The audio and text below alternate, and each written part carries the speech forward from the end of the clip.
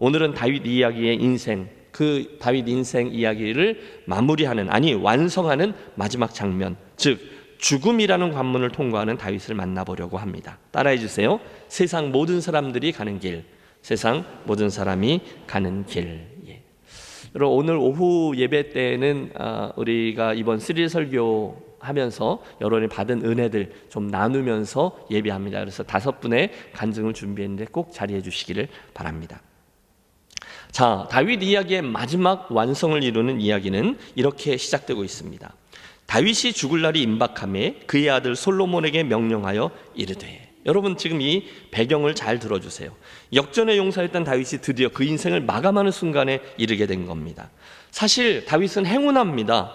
왜냐하면 그는 적어도 자기가 죽을 날이 가까이 와 있구나라는 것을 인지하고 자기 삶을 정리할 수 있는 기회를 가질 수가 있었기 때문입니다. 2절, 사랑하는 그 아들 솔로몬에게 유언을 남기죠. 내가 이제 세상 모든 사람이 가는 길로 가게 되었노니 너는 힘써 대장부가 되고. 여러분, 그는 지금 자기가 가는 그 길이 세상 모든 사람들이 가는 길이라는 사실을 알고 있었어요. 제가 예언을 하나 하겠습니다. 여러분은 모두 죽습니다. 맞아요? 틀려요? 맞습니다. 저와 여러분을 포함한 세상 모든 사람들은 죽음에 이르는 병을 앓고 있습니다. 키에르 케고르가 그런 얘기 했는데 그가 그렇게 말하지 않아도 우리는 다 알고 있습니다. 이 병에 감염되어 죽을 확률은 100%입니다. 꼭 주변에 이것을 계산해 주는 분이 계세요. 지금도 똑딱 하는 그 매 초마다 3명씩 죽음에 이릅니다. 매 분마다 180명이, 매 시간마다 11,000명이 이 세상을 떠난다는 것을 의미합니다. 그래서 날마다 지구상에는 25만 명이나 되는 이들이 죽음이라는 문을 거쳐서 천국이나 지옥이나 둘 중에 한 곳을 향하고 있습니다. 예외 없습니다. 어제도 오늘도 매일 일어나는 일입니다. 그게 죽음이에요. 그리고 그것이 오늘 다윗의 표현대로 세상 모든 사람들이 가는 길입니다. 여러분, 다윗의 마지막 유언을 잘 지켜봐 주십시오. 그가 말하려고 하는 의도는 분명하죠. 그러므로 사랑하는 내 아들 솔로몬아, 그리고 내 미래의 믿음의 후배들아, 그러니 이제 나의 죽음을 그러려니 하고 너는 내 인생, 내가 가야 될 인생의 그 길을 책임 있게 걸으라 라는 것입니다. 맞습니다. 앞서거니 뒤서거니 하는 차이는 있지만 우리는 누구나 그 길을 가야 합니다. 그리고 그 사실을 기억할 때 우리는 흔들리지 않고 우리 믿음의 길을 완주해낼 수 있습니다. 하나님은 우리들의 인생이 이곳에서 끝이 아니라 영원으로 이어져 있다는 사실을 알게 하기 위해서 우리에게 죽음이라는 관문을 사용하십니다. 거기에 이를 때 우리는 누구나 겸손하게 내 피조물의 위치를 확인하게 됩니다. 나는 결국 내 인생의 주인 되신 하나님 앞에 서야 되는 존재 맞지? 나는 피조물이었지? 그런데 여러분, 이 사실을 일찍 인식하면 인식할수록 우리들의 나머지 인생은 분명한 우선순위를 가지고 살 수 있어요. 그래야 우리는 그분이 주인이시지, 그분이 내 인생을 결산할 거지, 그걸 알기 때문에 엉뚱한 소리를 하지 않을 수 있다는 거예요. 주님, 조금만 나중에요. 내가 좀 이따 이것만 마치고요. 주님, 제가 여기까지 은퇴하고 나서요. 이 정도 은퇴 자금만 준비하고요. 이 일만 안정되면요. 여러분, 그때 끝이 있음을 알 때 우리는 스스로가 하는 거짓말에 속지 않을 수 있어요. 또 한 계절이 지나가고 있습니다. 주님, 딱 이 일만 마무리되면요, 우리 막내 대학만 보내면요, 그때부터 제가 제대로 할까요? 여러분, 거짓말인 것 아시죠? 여러분이 여러분에게 거짓말을 하고 있는 것입니다. 속지 마십시오. 성경에 보면 그걸 우리 인생의 데라, 우리 인생의 하란이라고 이야기합니다. 아브라함의 그 순종을 잠깐 지체하게 했던 하란이라는 땅에서의 데라. 그런데 여러분, 그 아버지 데라의 이름 뜻이 연기하다, 뒤로 미루다 이라는 사실을 아십니까? 그렇게 하면 일평생 한 번도 내 욕심만큼 주님을 섬길 수 없어요. 여러분, 저와 여러분의 하나님은 안 속으십니다. 안타까워하시죠. 우리들의 그 속절없는 세월, 사랑하는 여러분, 그저 시간의 흐름에 밀려서 달력을 넘기지 마시고 그날의 다윗처럼 우리들 인생의 마지막 관문인 죽음, 결승점을 늘 염두에 두고 살아가는 지혜로운 저와 여러분들이 되어지시기를 권합니다. 그때 우리는 정작 남겨져 있는 그 짧은 기간 동안에 해야 될 정작 중요한 일과 덜 중요한 일들을 구분할 수 있어요. 그때 청지기인 나에게 맡겨주신 하나님의 모든 은사들, 그 기업들을 이건 하나님께서 맡기신 거지, 난 청지기지 이해하고 그것들을 하나님 나라의 상급으로 맞바꾸기 위해서 애를 쓰며 살 수 있어요. 언제요? 다윗입니다. 세상 모든 사람들이 가는 길로 나도 가고 있다라는 사실을 기억할 때입니다. 이어지는 2절 하반절에서 죽음을 대하는 다윗의 두 번째 태도도 드러납니다. 세상 모든 사람들이 가는 길로 나는 가고 있으니 너는 힘써 대장부가 되고, 해보시죠. 힘써 대장부가 되라. 아버지인 나는 가지만 아들인 너는 대장부답게 씩씩하라라는 권면입니다. 여러분, 성경에 반복되는 진리가 있는데 그것은 하나님의 역사는 어떤 상황에서도 계속된다라는 진리입니다. 하나님이 돌아가시는 게 문제지 사람이 죽는 건 전혀 문제가 되지 않아요. 여러분, 저와 여러분이 대단한 사람 같죠? 그렇지 않아요. 저와 여러분이 이 세상에 마침표를 찍어도 이 세상엔 아무런 문제 없습니다. 제대로 돌아갑니다. 하나님이 돌아가시는 게 문제지 내가 죽는 것은 아무 문제 아니에요. 성경을 보십시오. 모세가 가도, 모세가 누군지 아시죠? 이스라엘의 그 광야의 지도자예요. 영도자입니다. 민족의 아버지이고요. 이스라엘 백성들에게는 하나님의 대리자였어요. 정말 모세는 하나님이었어요. 그런데 그런 모세가 죽어도 그 다음 날부터 여호수아를 통해서 하나님은 당신의 일을 쓰십니다. 엘리야가 가도 요즘 보는 거예요. 엘리사가 오는 거예요. 다윗이 가도 솔로몬의 시대가 오는 거예요. 서운해도 할 수 없습니다. 그게 우리들의 인생이죠. 그러므로 우리들이 할 일은요, 거창한 것, 거대한 것, 여러분 그러지 마십시오. 오늘 하나님께서 내 인생에 맡겨진 기회 동안에 겸손과 순종으로 각자의 시대에 맡겨진 일을 감당하는 것이면 충분한 것이죠. 그러므로 너는 힘써 대장부가 되고, 당연히 3절의 말씀이 이어지죠. 그러므로 이제 이렇게 살라는 거예요. 함께 3절을 읽어보실까요? 내 하나님 여호와의 명령을 지켜 그 길로 행하며 그 법률과 율례와 증거를 모세 율법에 기록된 대로 지키라. 그리하면 내가 무엇을 하든지 어디로 가든지 형통할지라. 아멘. 맞습니다. 다윗은 지금까지 그가 걸어왔던 인생이 어떤 것인지를 알고 있었어요. 그래서요, 그가 아는 인생을 그의 사랑하는 아들에게 그대로 전해주는 거예요. 내 아들 솔로몬아, 너는 내 아버지의 하나님을 알고 온전한 마음과 기쁜 뜻으로 섬길지어다. 여호와께서는 모든 마음을 감찰하사 모든 의도를 아시나니 내가 만일 그를 찾으면 만날 것이요 만일 내가 그를 버리면 그가 너를 영원히 버리시리라. 솔로몬에게 그 이야기를 해주는 거예요. 한마디로 하나님 뒤에 줄 서는 인생을 살아라. 이건 저의 표현입니다. 여러분, 누구 뒤에 줄 서느냐 굉장히 중요하잖아요. 하나님 뒤에 줄 서는 자가 지혜롭습니다. 다윗은 알았습니다. 그 인생의 마지막 순간에 자기가 누군지, 내 인생의 끝에 무엇이 있는지, 거기에 무슨 의미가 있는지를 분명히 알고 살아갔어요. 그 얘기를 솔로몬에게 해주는 거죠. 그리고 잠시 후 마침내 그가 늘 염두에 두고 있던 죽음으로 그의 인생을 완성합니다. 죽음으로 그의 인생의 끝이다가 아니에요. 죽음으로 그의 인생을 완성합니다. 하나님의 마음에 합했던 사람 다윗, 하카톤 이야기, 말제부터 시작해서 여기까지 드디어 그 인생의 그 지난한 세월을 지나 결승점에 도착한 것입니다. 그러므로 여러분 기억하십시오. 죽음은 저와 여러분의 인생에 꼭 필요한 필수 불가결한 것입니다. 그리고 그 죽음은 굉장한 의미가 담겨있는 숭고한 것입니다. 그러므로 그런 게 어딨어, 죽으면 끝이지 라고 말하는 이들에게 전해주십시오. 아닙니다. 죽음은 우리들의 인생을 완성하는 것이요, 그곳에서부터 출발하는 새로운 시작점입니다. 그래서 하나님은 성경에서 말씀하는 거죠. 성도의 죽음을 귀히 여기신다라는 거죠. 하나님은요, 하나님의 사람 한 명 한 명이 그 인생의 길을 걷다가 죽음이라는 문을 통과해서 본향으로 귀향하는 그 모든 여정을 귀하게 여기시는 분이십니다. 자, 우리가 오늘 다윗의 죽음을 렌즈로 사용한다고 말씀드렸죠. 슬프게도 성경의 기록을 보면 다윗의 주변에 있는 인물들 모두가 그 죽음에 대해서 똑같은 태도와 시각을 갖고 있지 않음을 압니다. 한마디로 그들의 접근법은 아쉽습니다. 아니, 여러분 제 이야기를 듣다 보면 화가 나실 거예요. 이유는 그들이 다윗의 죽음을 이 앞서 말씀드린 그런 틀로 이해하거나 대하지를 않기 때문이에요. 그들에게는 지금까지 우리가 나누었던 이 모든 의미들이 제대로 자리할 공간이 없습니다. 그들은 다윗의 인생을 완성하는 하나님의 손길을 보며 와 하고 경외한다거나 그의 죽음을 숭고한 것으로 여기지 않아요. 대신에 그들은 다윗의 죽음을 처리해 버려야 될 일의 하나로 여깁니다. 여러분 보세요.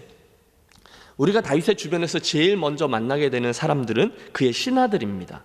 다윗의 죽음을 좌우에서 이렇게 목도하고 있는 신하들. 열왕기상 1장 1절과 2절은 이렇게 돼 있어요. 다윗 왕이 나이 많아 늙으니 이불을 덮어도 따뜻하지 아니한지라. 그의 시종들이 신하들입니다. 왕께 아뢰되 우리 주 왕을 위하여 젊은 처녀 하나를 구하여 그로 왕을 받들어 모시게 하고 왕의 품에 누워 우리 주 왕으로 따뜻하시게 하리이다 하고. 여러분, 지금 신하들이 최선을 다하고 있습니다. 그들은 어떻게 해서든지 그 다윗 왕이 죽지 않도록 애를 써요. 특히 그 늙은 왕의 기력을 회복시켜보려 노력합니다. 그 당시 사람들의 세계관으로 가장 합리적이라고 여겨지던 것을 택하는데 그건 젊은 여인을 치료책으로 쓰는 겁니다. 그래서 아비삭이라는 아주 예쁜 젊은 처자를 늙은 왕의 침소에 머물게 하죠. 하지만 그 신하들의 계획은 처절히 실패합니다. 성경은 다윗이 그 아비삭과 동침하지 아니하였다라고 분명히 기록하고 있습니다. 자, 여기서 우리가 짚고 넘어가야 될 게 있어요. 그것은 다윗의 신하들이 그 왕의 죽음을 대하는 방식입니다. 말씀드렸죠. 다윗의 죽음은 그날 그들에게 있어서 처리해버려야 될 문제일 뿐이었어요. 다윗의 존귀한 인생이라고요? 에이, 그런 거 없어요. 다윗의 하나님 앞에서 인생을 마무리하는, 완성하는 그런 거라고요? 에이, 그런 건 그들의 안중에 없습니다. 왕의 늙음과 죽음은 그들에게 있어서 그냥 할 수 없이 그냥 일어나야 되는 일이고 처리해버려야 될 일이었어요. 전혀 비인격적이에요. 전혀 존중함이 없어요. 그저 누군가는 그 일을 해야 됐기 때문에 왕의 죽음으로 인해서 생겨날 수 있는 여러 가지 일들을 예상하고 준비하고 처리해 나갑니다. 일이라는 거예요. 일면 이해는 됩니다. 그들은 왕의 죽음을 전후해서 나라를 안정시켜야 했고요. 동시에 자기들의 은퇴도 준비해야 했습니다. 그 전에 자기들이 챙길 건 다 챙겨야 했습니다. 일들을 해 나가요. 그러나 그 와중에 그들은 그 늙은 왕을 하나님 앞에서 하나의 인격체로 여기고 그의 죽음을 하나님 앞에서 의미 있는 것으로 자기 매일하도록 노력하지 않아요. 결국 그들은 다윗의 죽음을 최대한 지연시키는 데는 관심을 두지만 그 죽음으로 완성되는 다윗의 인생 자체에 대해서는 전혀 준비하지 않습니다. 다윗 왕의 죽음 주변에 있던 첫 번째 부류의 사람들은 신하들입니다. 그들에게 있어서 다윗의 죽음은 그저 처리해야 될 일, 해치워 버려야 될 숙제 정도에 불과했다는 거예요. 여러분, 제가 드리는 말씀을 이해하시죠? 또 있습니다. 다윗의 죽음 이야기에 등장하는 두 번째 등장인물은 그의 아들 아도니아입니다. 그 당시 아도니아는 다윗의 아들들 중에서 가장 연장자였기 때문에 왜 그 앞에 암논 사건이 있었고 압살롬 사건이 있었고 이제 그 다음에 남겨져 있는 왕자들 중에 제일 연장자였기 때문에 은근히 내가 왕위를 잇게 되겠지 이렇게 생각을 했었어요. 날마다 상상 속에서 여러 가지 시나리오들을 썼다 지웠다 했겠죠. 문제는 병석에 계신 아버지 다윗이 빨리 돌아가시지 않는 거예요. 시간이 흐르는 거예요. 그러면서 그만 그의 마음이 조급해진 겁니다. 지난주에 우리가 압살롬의 반역 이야기를 살폈는데요. 결국 이 아도니아도 아버지 다윗의 죽음을 기다리다 못해서 어느 날 스스로 그가 왕위에 올라서 자기가 왕이라고 선포해버린 거예요. 이유가 있습니다. 대세가 다 그렇게 기울었거든요. 아버지와 평생 동지로 지냈던 군대 장관이었던 요압이 자기 편에 섰습니다. 또 아비아달 제사장도 자기 편으로 끌어들이는데 성공했습니다. 그러니까 준비가 다 된 거예요. 이제 자기가 왕만 되면 되는데 아버지가 아직 눈을 감지 않으신 겁니다. 아니, 아버지는 왜 저렇게 돌아가시지를 않는 거야? 참 답답해 죽겠네. 여러분, 상황이 이해가 되시죠? 결국 아도니아에게 있어서 그의 아버지 다윗은 자기의 입신양명의 걸림돌이 되는 존재일, 늙은 존재일 뿐이었어요. 그래서 일을 저질러 버려요. 그럴싸한 즉위식을 해버립니다. 하지만 결국 그는 하나님과 다윗의 제가를 받지 못해서 비극의 주인공이 되고 말죠. 그리고 나서 세 번째 인물도 있습니다. 뒤늦게 다윗의 아내가 되었던 밧세바라는 여인입니다. 하지만 그녀도 이 앞선 신하들과 이 아도니아 왕자와 별반 다르지 않았어요. 조급함 한 가지를 가지고 죽어가는 남편의 그걸 이제 마지막 장면이죠. 그 남편이 누워있는 그곳에 다가섭니다. 이유가 있습니다. 그의 아들 솔로몬 때문입니다. 오래전에 다윗 당신의 왕위는 내 몸에서 태어난 아들 솔로몬에게 물려질 것입니다. 그렇게 왕하고 이렇게 미리 짠 거죠. 군호를 맞추어 놓았는데 약속을 받아놨는데 이게 아직 대중들에게 공식화되어져 있지 않은 거예요. 그런데 설상가상 저쪽에서 아도니아 왕자가 스스로 왕위에 올라버린 거거든요. 그러니 이제는 마지막 기회죠. 다윗밖에는 이 문제를 해결할 방법이 없어요. 그래서 자기의 늙은 남편이 죽기 전에 어떻게 해서든지 이 문제에 대한 보증을 받아내야 했습니다. 너무 슬퍼요. 열왕기상 1장 17절. 그래서 밧세바가 병상 위에 있는 다윗에게 나아가 이렇게 구합니다. 내 주여, 왕이 전에 왕의 하나님 여호와를 가리켜 여종에게 맹세하시기를 내 아들 솔로몬이 반드시 나를 이어 왕이 되어 내 왕이 앉으리라 하셨거늘 이제 아도니아가 왕이 되었어도 내 주 왕은 알지 못하시나이다. 이게 무슨 소리입니까? 왕이시여, 전에 나에게 내 아들 솔로몬이 왕이 될 거라고 해주셨는데 지금 아도니아가 저쪽에서 못된 짓을 하고 있습니다. 그러니 이렇게 누워만 계시지 말고 제발 일어나서 뭘 좀 어떻게 해주십시오. 막 보채고 있는 거죠. 여러분, 상황이 이해되셨어요? 그녀가 성공합니다. 다윗의 재갈을 받아내죠.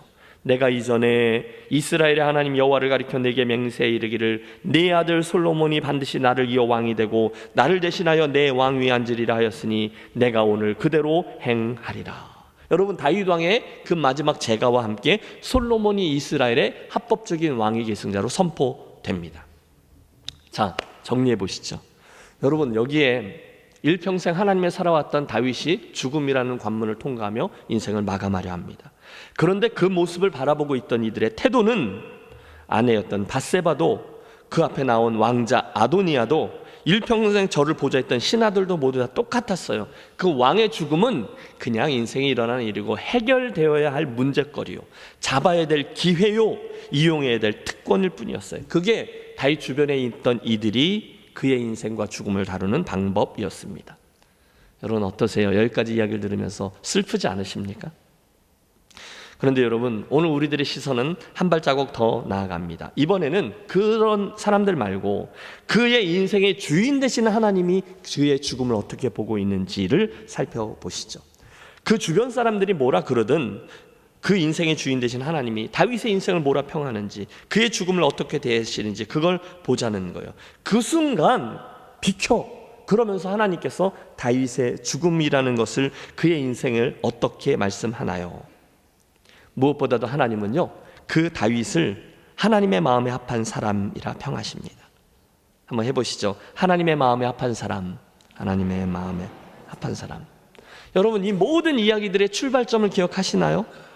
분명히 다윗은 말제, 하카톤의 자리에서 출발했습니다. 중간 어려움도 겪었고 위기도 통과했고 생명의 위협도 받았고 이러저런 실수와 실패도 경험했어요. 결국 한 두세 가지 정도의 실수를 제외하고는 그가 늘 하나님의 마음에 드는 그런 인생을 살아갔어요. 먼 훗날 사도행전 13장 22절은 하나님 앞에서의 그의 인생을 이렇게 정리해 줍니다. 다윗을 왕으로 세우시고 증언하여 이르시되 내가 이새의 아들 다윗을 만나니 내 마음에 맞는 사람이라 내 뜻을 다 이루리라 하시더니. 할렐루야. 여러분, 하나님의 이 표현을 주목해 보세요. 다윗은요, 내 마음에 합한 사람이었다는 거예요. 하나님의 마음에 합한 사람이었다는 거예요. 아무리 우리가 이렇다 저렇다 해도 하나님이 그렇게 말씀하는 거죠. 다윗, 얘는 내 친구야. 이 친구는 내 마음에 꼭 드는 친구라니까. 사랑하는 여러분, 아무리 뭐라 해도 저와 여러분이 하나님으로부터, 주님으로부터 이런 평가를 받을 수만 있다면 우리 인생에 또 다른 무엇이 필요하겠습니까? 저와 여러분의 인생에도 별일들이 많이 있어요. 여러분, 저희 집도 별일들이 많아요. 우리 교회에도 별일들이 많아요. 그러나 일단 그곳에 하나님의 은혜가 임하고 하나님의 나를 향한, 하나님의 우리를 향한 평가가 내 마음에 합하다라고 귀결된다면 더 이상 그 어떤 것도 우리에게 필요하지 않을 줄로 믿습니다. 다윗을 보세요. 그의 삶에는요, 우리와 똑같아요. 실수도 있었습니다. 실패도 있었습니다. 심지어 끔찍한 죄악들도 있었습니다. 그건 사실이에요. 그러나 하나님의 은혜가 그것에 임했을 때 그의 인생은 하나님의 마음에 합한 사람이라는 평가를 받는 인생을 살게 되었다는 거죠. 그러므로 근본에 하나님과 다윗과 함께라는 이번 시리즈 설교를 쭉 마무리하면서 우리가 결론적으로 바라보고 소원하게 되는 것은 오직 하나님의 은혜뿐입니다. 저는 새벽 예배 기도 시간에 늘 습관처럼 제 기도를 그렇게 시작해요. 저의 지나간 목회의 여정을 돌이켜봅니다. 제 인생의 여정을 돌이켜보는 거죠. 그러면 출발부터 지금까지 늘 그 삶에 반복되는 하나님의 인도하심, 그 순간에 어떻게 그런 일이 일어나서 그렇게 될 수 있었을까? 그분께서 저를 다루시는 생의 원리들을 되뇌어 보게 돼요. 많지 않아요. 몇 가지 정도 돼요. 그러면 자연스럽게 오늘 이 김해 땅에서 걸어가고 있는 제 삶의 태도가 어떠해야 하며 이 몇 가지 선택의 과정 중에 무엇이 더 중요한지 판단이 되어지고 뭘 선택해야 되는지를 알게 되며 앞으로 우리 교회의 미래를 위해서 어떤 일들을 어떻게 다루어야 하는지를 알게 됩니다. 그게 원리인 거죠. 여러분, 제가 다윗이었어요. 제가 그 하카톤 말제 때니까요. 아버지도 그의 존재를 잃어버릴 만큼 아무도 주목하지 않는 저야말로 흑수저 출신의 목회도 강원도 산골 마을에서 시작했고 북미에서도 늘 주변부로 이해되는 알버타, 켄터키, 텍사스 늘 제가 말제였어요. 여러분은 어떠세요? 사랑하는 여러분, 이 김해 땅에서 여러분의 맨 처음 출발했을 때의 모습을 보십시오. 여러분 인생에 있어서 글쎄요, 김해 땅 출신 분들은 그렇게 많지 않으실 거예요. 여러분의 인생 중에서 어떤 계기를 통해서 김해 땅에 오셨을 때 여러분의 첫 모습을 돌이켜 보십시오. 기가 막히지 않으세요? 야, 내가 어떻게 그러고 살았나? 그런데 그날 이후 지금까지 수많은 산과 골짜기를 걸어오시면서 하나님의 기적적인 은혜가 중간중간 어떻게 여러분에게 임했고 어떻게 붙들어 주셨고 그 고난의 시간을 기적적으로 어떻게 통과케 하셨고 그 어려워졌던 그 건강을 어떻게 회복시켜 주셨으며 정말 깜깜한 그런 상황 속에서 어떻게 길을 열어주셨으며 우리 교회를, 우리 가정을, 내 인생을 여기까지 지켜주셨나. 여러분, 그런 고백이 있지 않습니까? 다윗에게 있었던 그 수많은 이야기들이 딱 제 이야기예요. 그리고 여러분의 이야기입니다. 다윗에게 임했던 하나님의 은혜의 이야기가 오늘도 여러분을 강권하며 이끌어가고 계신 줄로 믿습니다. 그걸 보는 거예요. 말씀을 정리합니다. 사랑하는 여러분, 저와 여러분의 인생의 결승점이 저기 있습니다. 우리가 지금 또 장례가 났죠. 우리 사랑하는 박 집사님. 얼마 전에 저와 몇 분이 그분 내가 밥 먹자 하셔서 내동에 있는 오간에 가서 족발과 수육과 막국수를 먹으면 얼마나 즐겁게 교제했는지 모릅니다. 엊그제 이야기입니다. 마지막 만찬이죠. 저희도 너무 감사와 따뜻한 마음이 있습니다. 갑자기 그런 일은 우리들에게 다가오는 거죠. 여러분에게도 그 인생의 결승점이 저기 있습니다. 날마다 그곳을 향해서 가까이 가고 있어요. 그리고 말씀드립니다. 그날은 곧 올 겁니다. 우리는 모두 다 그 주님 앞에 서게 될 것이고 그때 여러분, 저와 여러분에게 주님의 어떤 평가가 내려지겠습니까? 결국 하나님의 은혜가 머문 사람, 하나님의 은혜가 아니고는 설명이 되지 않는 사람, 그래서 결국은 하나님의 마음에 합한 사람, 그런 다윗에게 주셨던 평가를 저와 여러분이 받아야 되지 않겠습니까? 여러분, 반드시 하나님의 은혜가 함께한 사람이라는 평가를 듣게 되시기를 바랍니다. 그렇다면 오늘 우리들의 설교의 결론은, 아니 이번 시리즈 설교의 결론은 이렇게 맞춰지네요. 주여, 결국 제 인생의 마지막은 하나님의 은혜로 맞춰지게 하옵소서. 기승전결이 아니에요. 기승전 하나님의 은혜입니다. 주님, 제가 그거 소원합니다. 꼭 들어주십시오. 사실 여러분, 그게 다윗의 인생이 제사장적인 삶이 될 수 있었던 가장 중요한 이유죠. 하나님의 은혜, 설명이 끝입니다. 기억하십시오. 내가 이새의 아들 다윗을 만나니 내 마음에 맞는 사람이라 내 뜻을 다 이루게 하리라. 다윗의 이야기를 마무리하면서 이 결론을 붙들고 그 은혜를 구하는 저와 여러분이 되어지시기를 주의 이름으로 권합니다. 여러분, 그런 다윗과 같은 하나님의 은혜로 이끌려가는 인생 살기를 구하십시오. 간절히 바라십시오. 주여, 내게 그 은혜를 주옵소서. 지금까지도 주의 은혜로 나를 이끌어 주셨는데 오늘도 내게 풍성한 주의 은혜를 함께 해주시고 그 삶에 임한 은혜 때문에, 오늘도 제 삶을 관통하고 있는 하나님의 은혜 때문에, 우리 교회를 이끌고 계시는 하나님의 은혜 때문에 우리 주변에 있는 수많은 이들이 저런 거구나, 하나님이시구나, 제 자녀들이 제 인생을 보며 하나님이 계시구나, 그분을 보게 되고 발견케 되고 만나게 되는 복된 제사장적인 인생과 가정과 우리 교회를 이루어 가시기를 우리 주 예수 그리스도의 이름으로 축원합니다.